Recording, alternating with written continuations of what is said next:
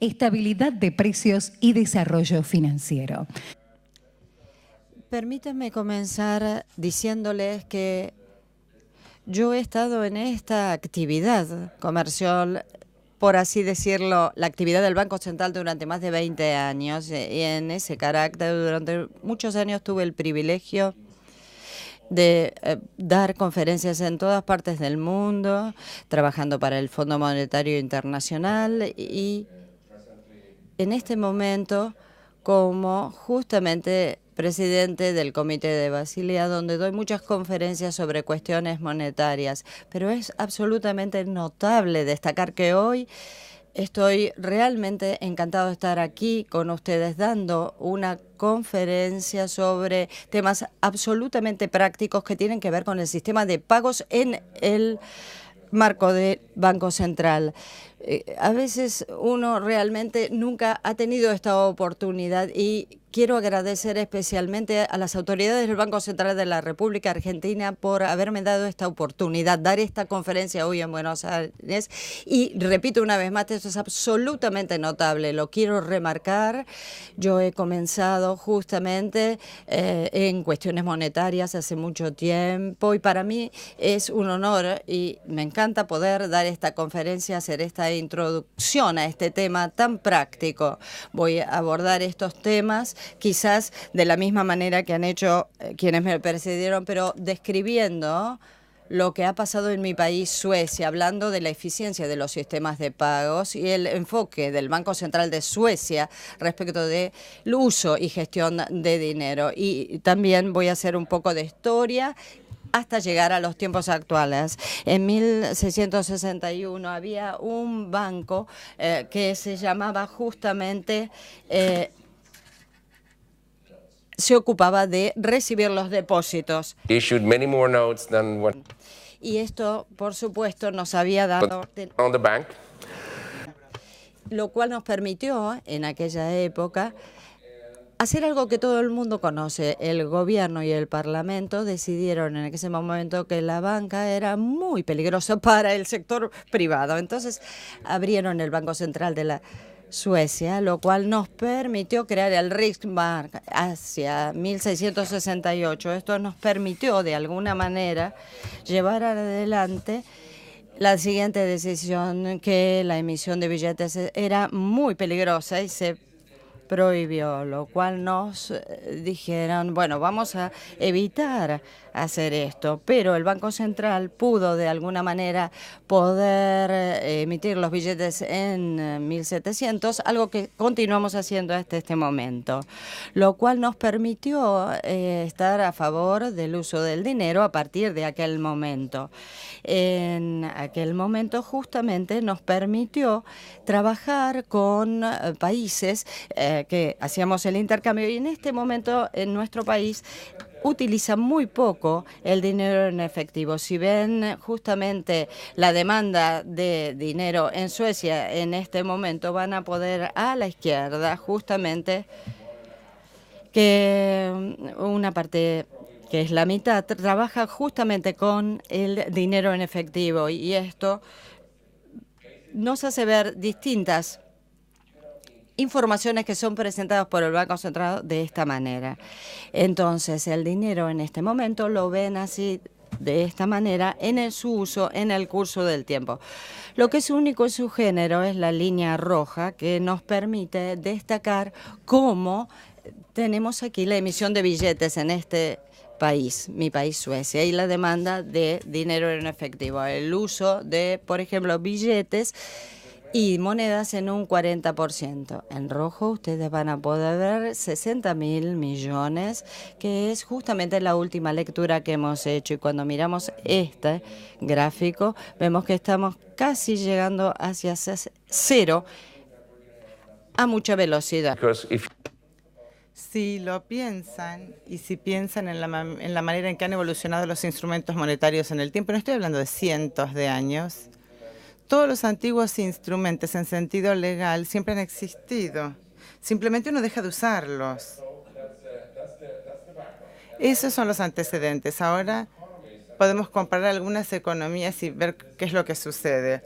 Este es un cuadro medio tramposo, pero En el eje X tienen el porcentaje de dinero en circulación respecto del PBI y en el Y tenemos los pagos por persona por año en tarjeta de crédito.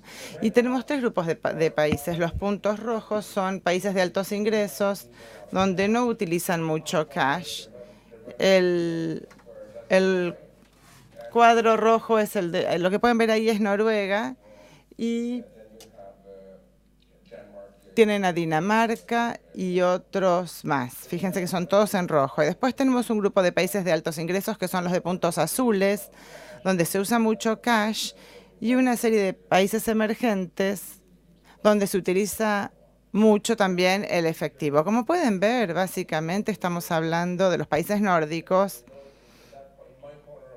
En mi parte del mundo, el efectivo prácticamente está desapareciendo.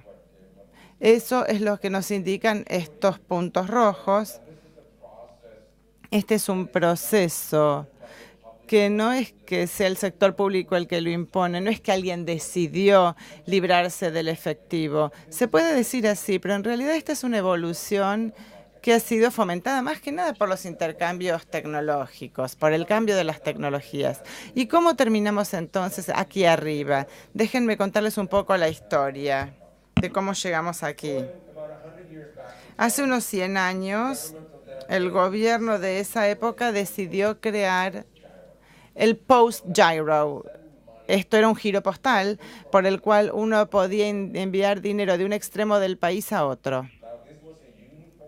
Se trataba de un sistema muy estandarizado y uniforme, y como participaban las oficinas de correo, porque estaban presentes en todos los puntos del país, eran ideales para transferir dinero. Esto creó un contexto donde no era necesario poner efectivo en un sobre para mandarlo de un lugar a otro, y al mismo tiempo no era necesario mandar cheques tampoco.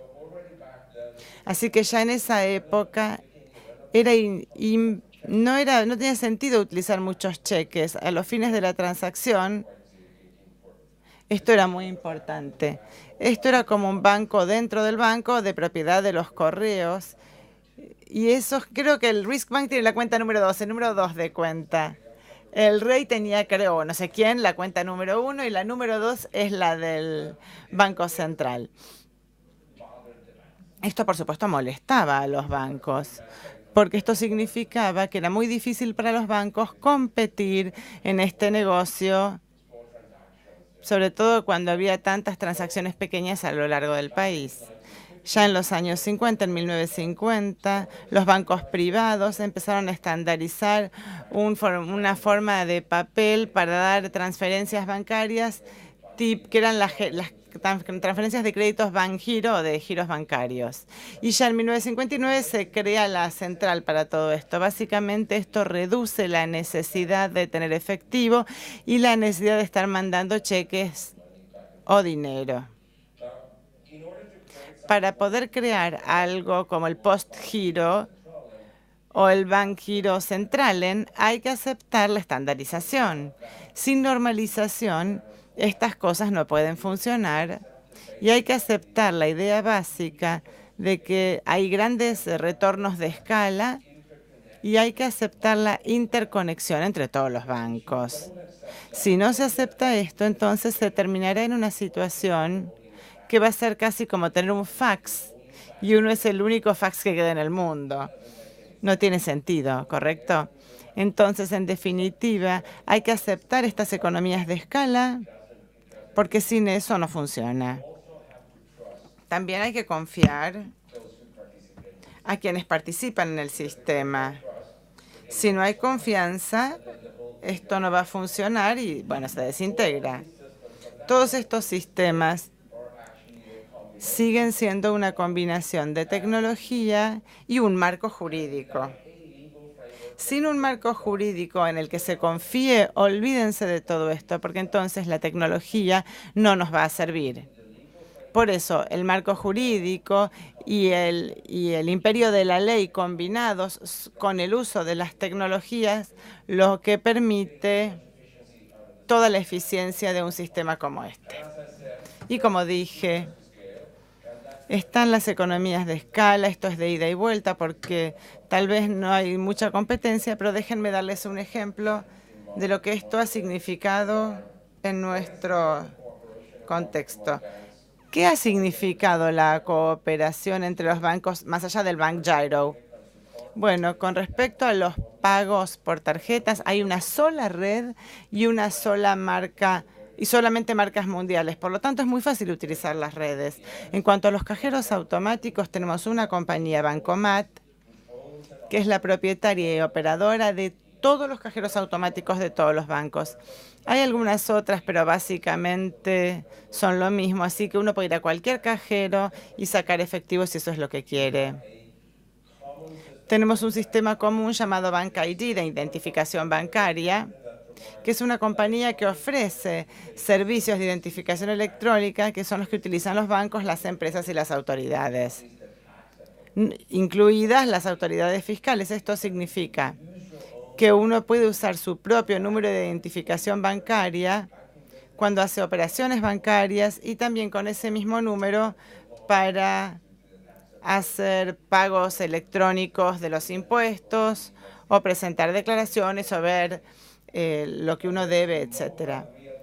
Y además hay un sistema de pagos móviles en tiempo real, que es la misma aplicación para todos los bancos que se han sumado al sistema, se llama Swish, y es una infraestructura uniforme.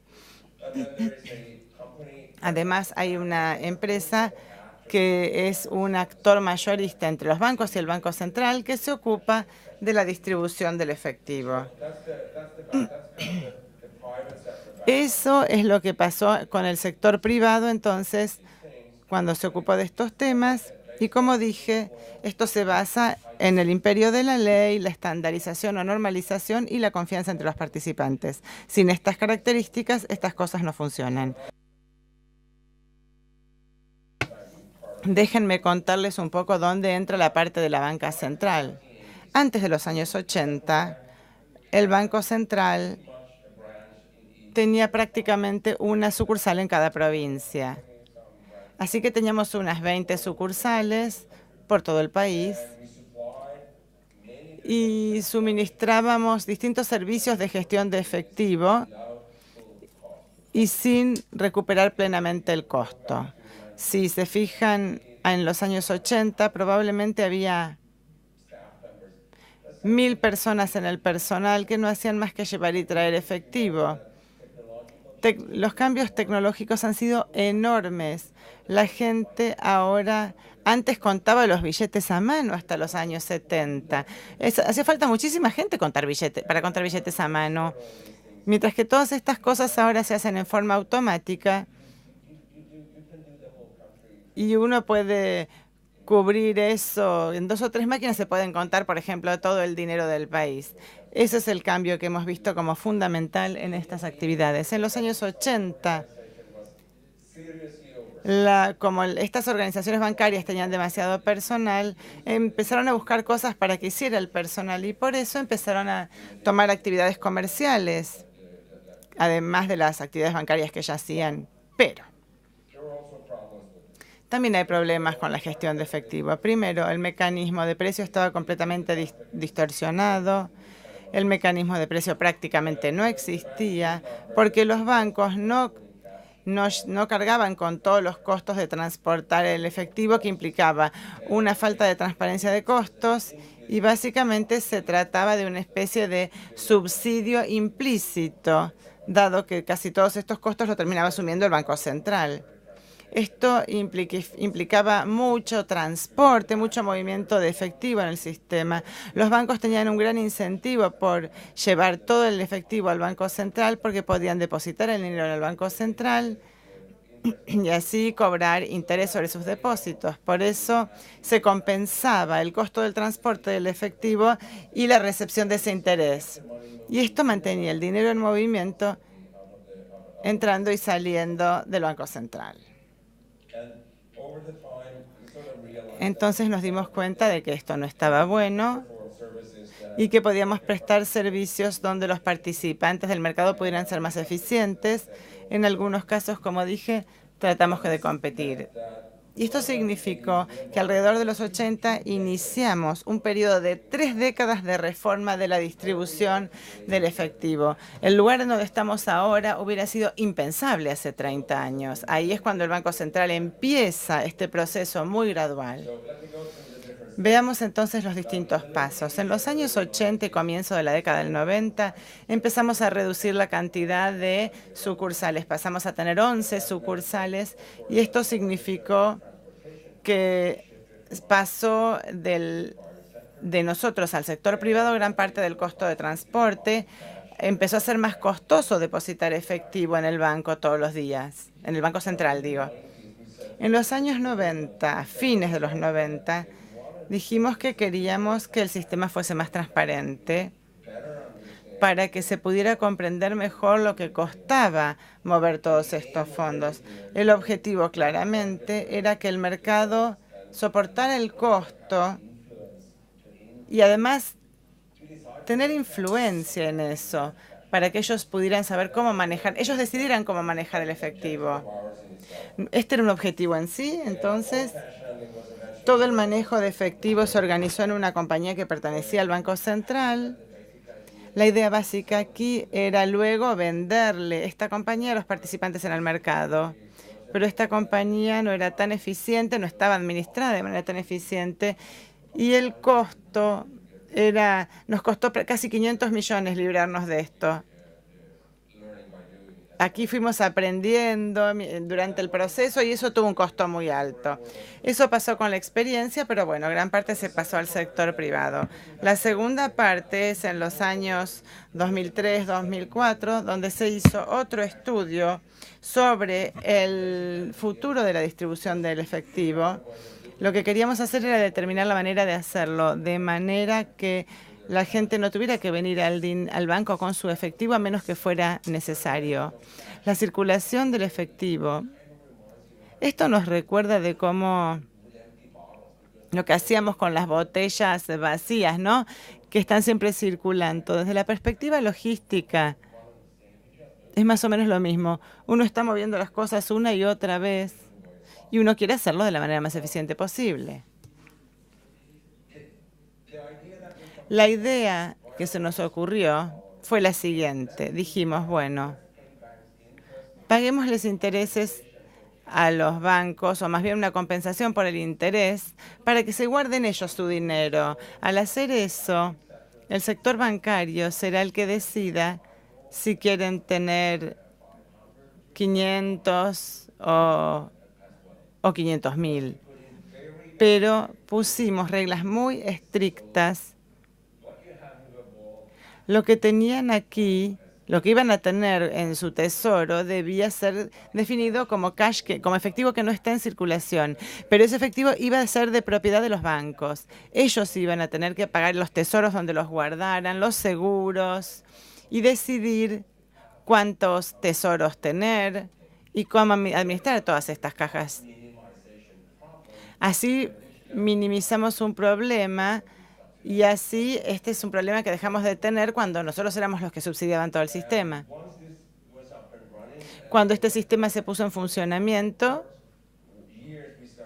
ahí empezamos a reducir nuestros depósitos y para 2014 solamente nos quedaba un tesoro en el país, que ahora está completamente computarizado.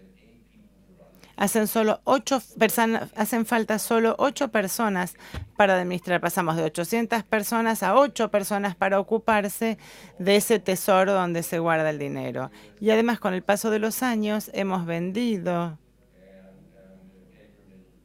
nuestra empresa que imprimía los billetes. Era muy difícil competir en ese mercado.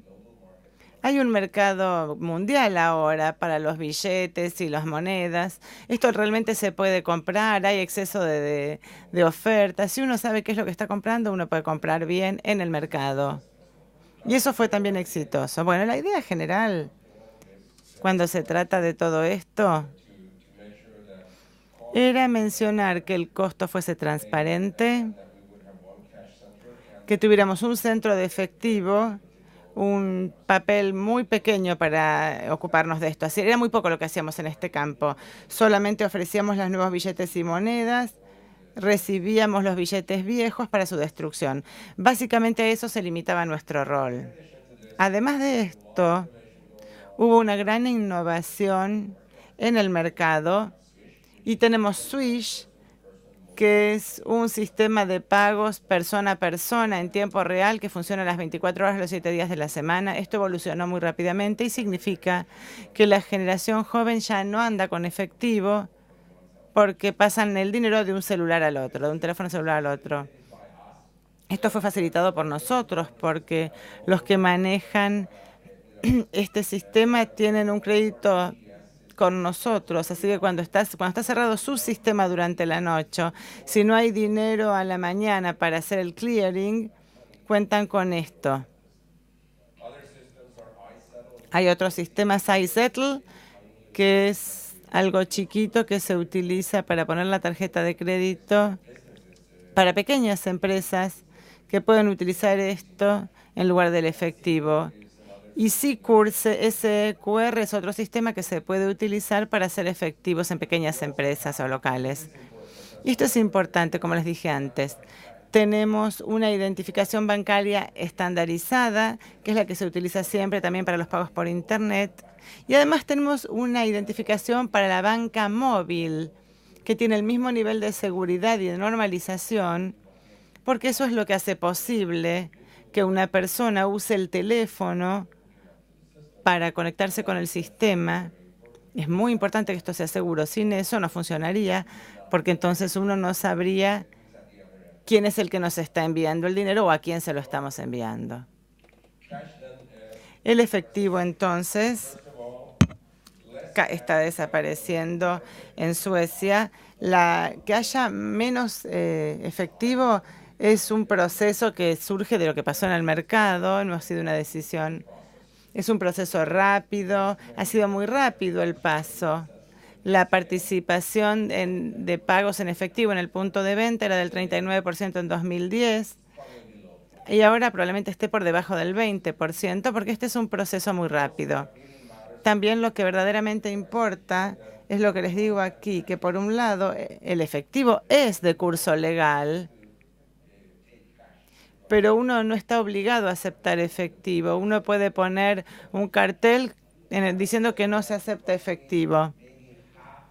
Y más o menos la mitad de los bancos ahora, o más de la mitad de los comercios, no aceptan efectivo. Uno no puede llevar efectivo a una oficina bancaria ni depositar en la sucursal. Este es un proceso que se ha ido dando muy rápidamente. Bueno, hemos llegado a un punto extremo. Bueno, aceptar pagos en efectivo está asociado con un costo. Y si hay pocas personas usando efectivo, tal vez finalmente llegue un punto en que digamos, por un lado, el efectivo existe, pero no quiero usarlo en mi negocio. Y esto termina convirtiéndose todo en una actividad electrónica. Y uno podría llegar a un punto donde algunos negocios dejen de aceptar el efectivo porque deje de ser un método de pago atractivo para ellos. Esto me lleva entonces para el punto de partida. En este negocio, durante mucho tiempo, dado que Suecia en 1600 era un país que producía cobre, la mayor parte del oro y la plata venían de por aquí, pero nosotros no estábamos por aquí, estábamos allí y teníamos cobre. Esta moneda que pueden ver aquí en un iPhone pesa unos 20 kilos. Es difícil ponerla en la billetera. Eso crea un incentivo muy fuerte para tener efectivo por encima de las monedas de cobre, porque es tan pesada. Ahora hemos logrado cambiar al sistema y ahora tenemos todo en el celular. Y por supuesto el desafío para nosotros es pensar cuál es el próximo paso, qué va a pasar en el futuro, del lado del sector público, porque lo que esto significa es que ahora no estamos más acuñando monedas y billetes, esto está desapareciendo, y dado que el Banco Central ha tenido el monopolio para emitir monedas y billetes hace 100 años, nuestro desafío es pensar si deberíamos o no empezar a emitir nuestra propia moneda electrónica. Muchísimas gracias.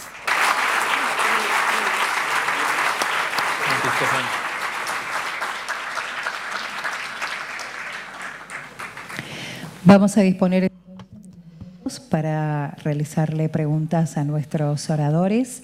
Modera el doctor Liach. Bueno, Sí. Gracias a ambos expositores. Estamos un poquito atrasados, así que tomemos algunas preguntas que haya y las contestan todas juntas. Sí. Ah, perdón, Andy, dale. Sí. It's okay. Yeah. Well, thank you very much. Two really Muchas gracias. Una presentación fascinante. Trato de entender algo que no es tan sencillo. Se trata de un panorama, como dije, fascinante desde el punto de vista de Stefan, que es más transaccional. Pero hay otros países en la actualidad que han hecho muchos avances en eliminar el dinero, tal como lo hizo Suecia. Y me interesa saber cuál es la diferencia entre Suecia y estos otros países que tienen progresos tecnológicos similares a los de Suecia para reducir el uso del efectivo. Y para Fernando, repito una vez más el mismo adjetivo. Es fascinante escucharte y descubrir que estamos viviendo en un mundo de inflación cero, entonces cuesta menos tener dinero en efectivo en la mano. Y me estoy preguntando si en algunos países esto se relaciona con la informalidad y el delito. Estoy pensando, por ejemplo, lo que llamamos en Washington integridad financiera para evitar estos traslados que son ilícitos. ¿Qué vamos a hacer en este momento con el uso de efectivo para evitar la ilicitud que ello implica en muchos casos? Y después Demian Reidel. No, a mí era de Andy. I'm done. Ok, no, tengo una pregunta para Stefan. El problema en muchos países en desarrollo en América Latina para introducir más digital currency o less cash tiene que ver con los costos que imponen las redes bancarias de pago y les sale mucho más barato, como el caso de Suecia, how you got rid of the cost de transacciones en las redes, que es el problema que yo creo que tenemos. Y la segunda pregunta es para Fernando, porque de alguna otra manera es fascinante toda la investigación que ha hecho Fernando en los últimos años de que no vamos a un cashless economy, pero entra un poquito en contradicción con lo que nos presentó Stefan, más allá que digamos que todo es complementario como caballeros, pero es un poquito contradictorio. En Suecia está desapareciendo y Fernando tiene un caso muy fuerte de que no va a desaparecer. ¿Cómo Fernando concilia un poquito esta view? Puede ser el tema de store of value, no sé, pero ¿cómo lo piensas? Demian y Daniel Marx. Esta es una pregunta para Stefan. He notado que en la estructura de mercado en general en Suecia todo es una compañía, desde Bancomat hasta Swish y varios de los otros ejemplos que has presentado. Entonces, ¿cómo se maneja el trade-off entre eficiencia y poder monopólico? ¿Es vía regulación del Estado? ¿Es el Estado formando parte de las compañías? ¿Cómo lográs bajar los costos? Gracias. Para Fernando. La pregunta es, ¿por qué está tan asociado en la exposición la función de reserva de valor a mantener billetes y monedas y no cuentas electrónicas, que supuestamente también pagan cero interés o podrían pagar algo? Tomamos solo dos preguntas más, un señor ahí y Andy Neumeyer. ¿Está bien? Bueno, para Stefan la pregunta es: nuestros bancos centrales y nuestra política monetaria está muy fuertemente anclada al cash. Nuestras políticas en materia, por ejemplo, de encaje legal, etcétera, hacen que el propio Banco Central sea inductor del manejo de cash. Ese es un tema, quiero saber cómo han resuelto ellos ese tema. En segundo lugar, creo que una política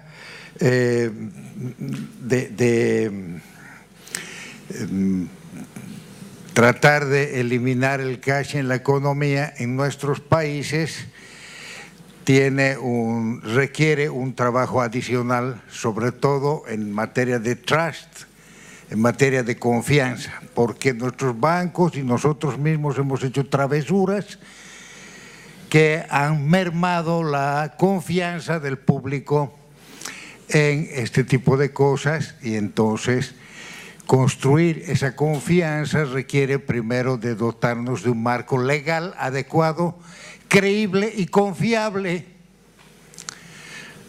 Segundo, dotarnos de la seguridad necesaria para eso, pero la normalización y la confianza son dos otros elementos sobre los que tendríamos que trabajar. Es decir, no es solamente la tecnología, es un conjunto de elementos que deben agregarse a esto, y eso significa un proceso de adecuación que en nuestro caso tendríamos que transitar para poder llegar a este deseable estado de eliminación del cash.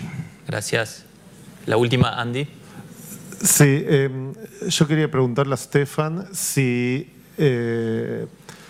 los bancos en Suecia están pagando tasas de interés tasas de interés nominales negativas, y cómo ve en el mundo de tasas negativas la interacción entre la demanda de cash y lo que pagan los bancos por los saldos en las cuentas.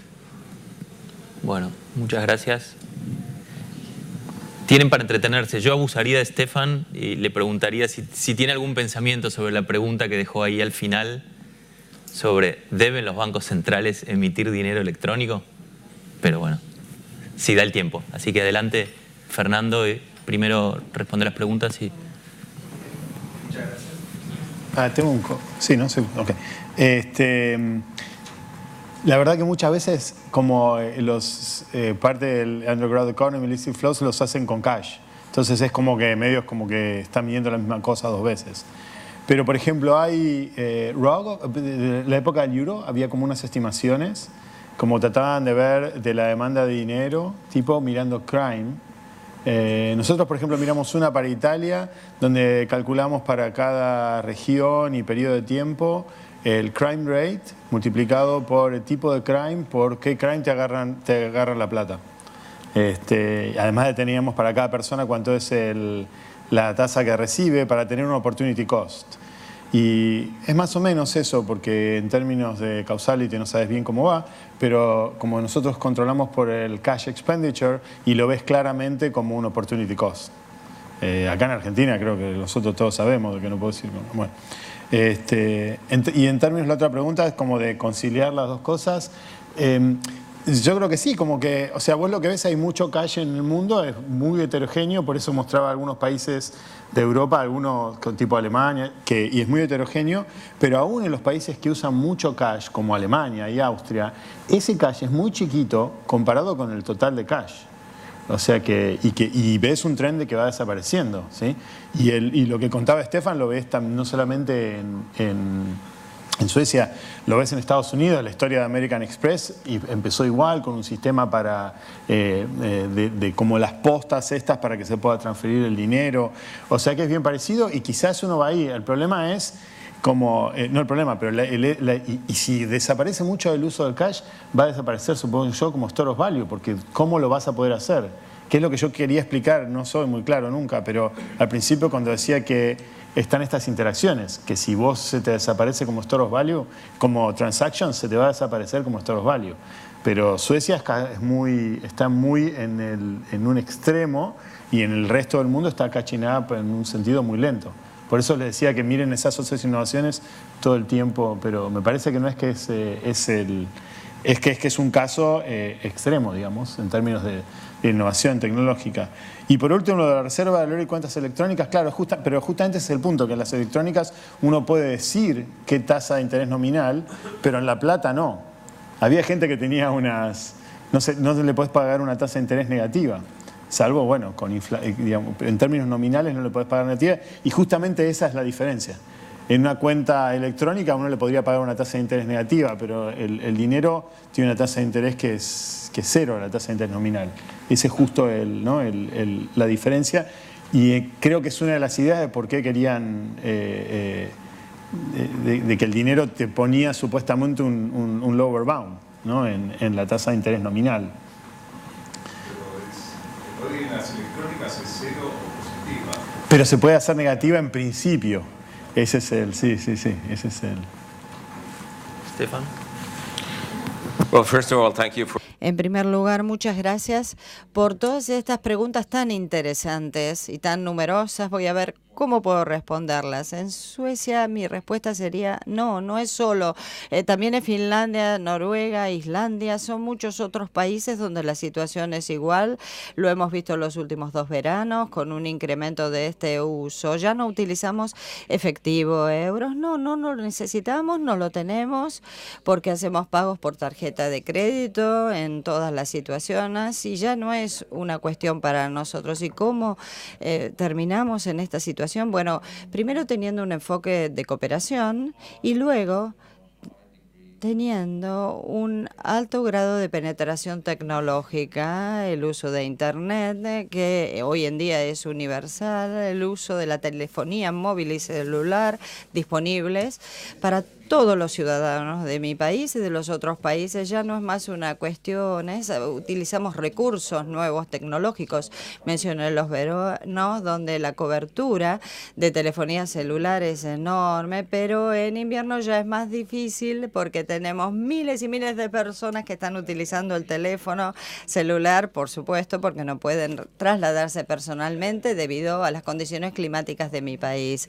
Y luego el entorno general para el público, donde podemos observar que se están adaptando a las nuevas tecnologías, al nuevo paradigma y cambio tecnológico. Yo creo entonces que el uso de, por ejemplo, la telefonía en mi país ha sido la más alta del mundo en Estocolmo y de hecho durante los últimos 20 años ha estado aumentando. Pasó con la telefonía fija primero y luego pasa con la telefonía celular.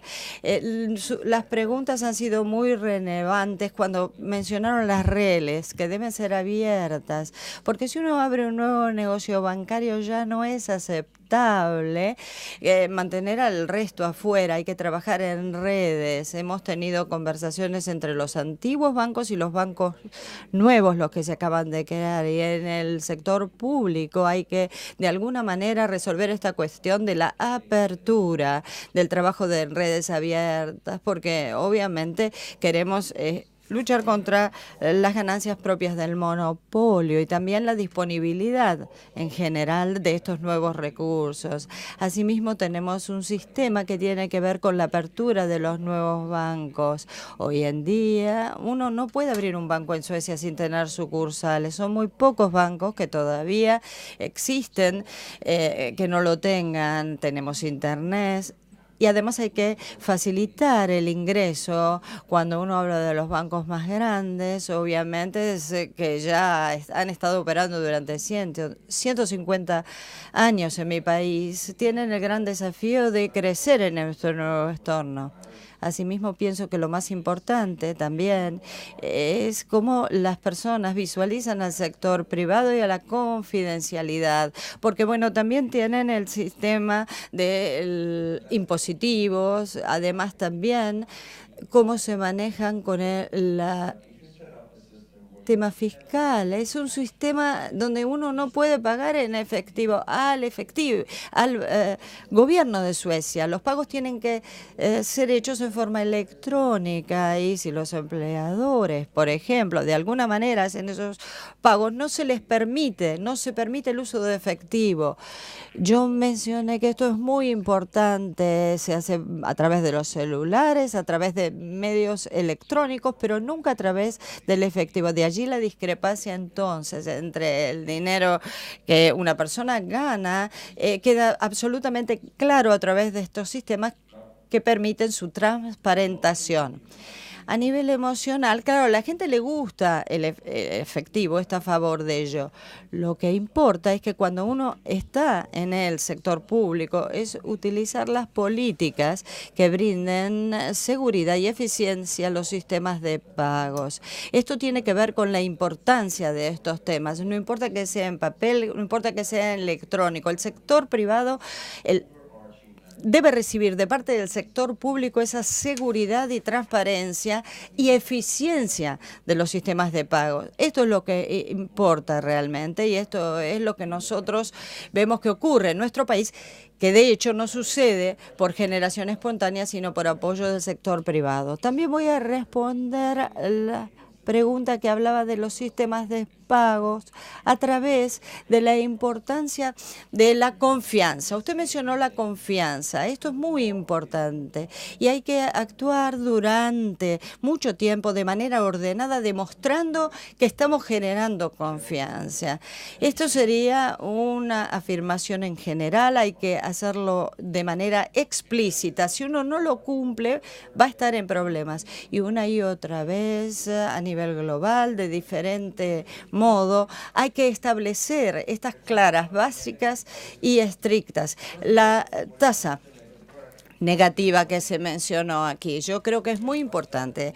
Esa tasa negativa solamente la pagan los bancos cuando obviamente depositan el dinero en nuestro banco, el Banco Central. Para las familias se cobra 0, para ellos 5%, con lo cual las familias, los hogares no se ven afectados. El nivel de esa tasa negativa está dominado por el cambio tecnológico y obviamente al no utilizar el efectivo, la tecnología domina totalmente el marco, más allá de las tasas que uno pueda pagar, de allí la tasa negativa, pero por supuesto hay un número negativo que es lo suficientemente grande como para que la gente obviamente no tenga efectiva, pero en este momento no es un nivel tan alto. Esa tasa negativa es equivalente a una tasa positiva cuando utiliza la tasa de reserva el Banco Central, lo cual ha sido descrito y explicado de diferentes maneras. Y es así como funciona. Y en cuanto a la cuestión del dinero electrónico por parte del Banco Central, hay que hacer una distinción entre el área mayorista y el área minorista. ¿Cómo operamos? Y esto se aplica a todas partes del mundo. Operamos en tiempo real, con liquidaciones brutas. Entonces, ¿por qué queda ahí en medio el Banco Central? Bueno, porque le brindamos a los bancos la posibilidad de hacer estas transacciones a través del dinero electrónico. Existimos también, teniendo en cuenta el turnover entre 500 y 700 mil millones por día.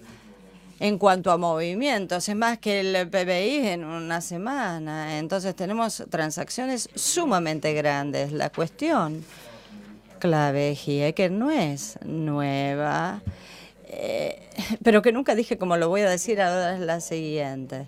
Piensen lo siguiente cuando hablamos de banca minorista.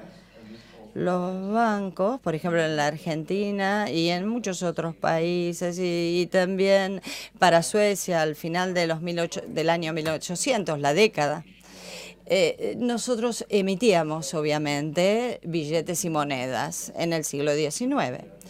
Y obviamente teníamos diferentes tipos de cambio para justamente los billetes que se emitían a nivel privado. Los legisladores de aquella época, más de 100 años atrás, decidieron que iba a existir una única entidad emisora de dinero, lo cual brindaba una estandarización completa para el sistema, creando una unidad de cuenta, moneda de cuenta aceptada por todos. Estas ideas obviamente fueron cambiando, pero no cambian en el sustrato cuando uno habla de dinero electrónico. Es lo que realmente tenemos en cuenta cuando nosotros emitimos dinero electrónico para los ciudadanos, para los minoristas, para los comercios, lo que fuere, porque todo esto forma parte de la filosofía del sistema del Banco Central y hay que observarlo teniendo en cuenta estos principios para poder adelantar. Yo no le puedo adelantar la respuesta, pero mi reflexión es que pasó a fines del siglo XIX en muchos países. Esos trade-offs que hemos visto reflejados en el siglo XIX, en el 1800, en cuanto a principios fundamentales, se siguen aplicando en la actualidad. Muchas gracias a todos.